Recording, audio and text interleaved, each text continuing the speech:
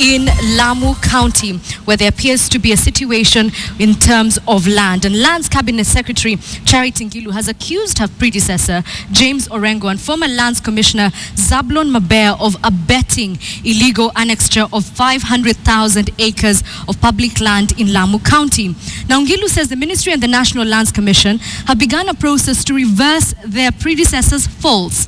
Ngilu says the lappset project invited speculators to the county who grabbed land intending to sell to the government and at the commencement of the project. That's where we begin our bulletin this evening with Samogina. Okay. It is arguably the most elaborate scheme crafted by cartels of land speculators at the coast. The cartels colluding with merchants at the Lands Ministry, managing to annex 500,000 acres of public land, allegedly into the hands of 30 private entities. The entities allegedly belonging to powerful businessmen, politicians and state officials. And the Lands Cabinet Secretary is pointing fingers at her immediate former, the Siaya Senator James Orengo, and former Lands Commissioner Zablon Mabea for signing off the contested title deeds.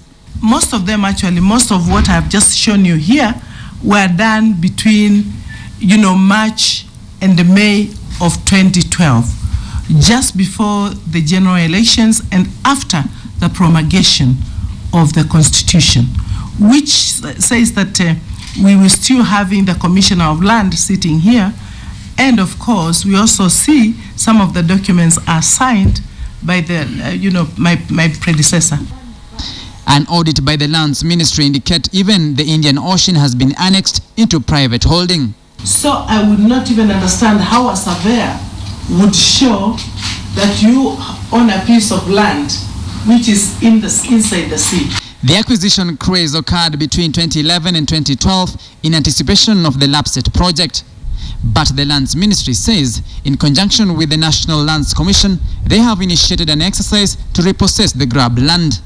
We have already initiated the process of cancellation of these titles. All the land allocated to these companies has now been caveated, and no transactions can take place on this land right now. The entities either have not filed returns or do not exist in the Register of Companies database. Brick Investment Company, registered twice under the same name with different registration numbers and different directors, have allegedly never filed their returns. Both companies have two directors. Alice Massa and Margaret Kavuluni are directors in the first company, while Las Jonas Geke and Timothy Njunguna Kuria, both from Nairobi, are directors in the second company, all companies receiving over 40,000 acres each. Massa and Kavulani have another company, Dynamic Trading Company Limited, that got additional 22,000 acres. So there is obviously a lot of activity in Lamu. And people who want to do business and speculation for business, obviously, will do everything. And therefore, I think that could have also made some insecurity, come to Lamu.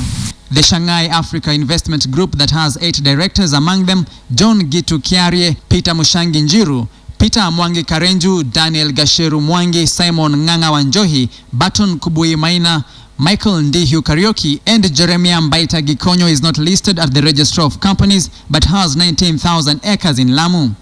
Others are FinCorp Investment with directors listed as Farouk Hamid Hamis and Said Abdallah, a ghost company that was allocated over 41,000 acres.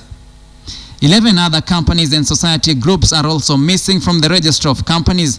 Among them are Wetu Nyangoro Ranch Company Limited, Wetu Conservation Self-Help Group, Mokoe Kibokoni Ranch Limited, Tulu Ranch, Amo Ranch, Baragoni Ranch, Lamu Estates Ranch, Cyberdome Investments, among many others.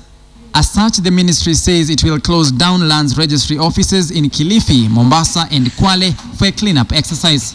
Samogina, KTN.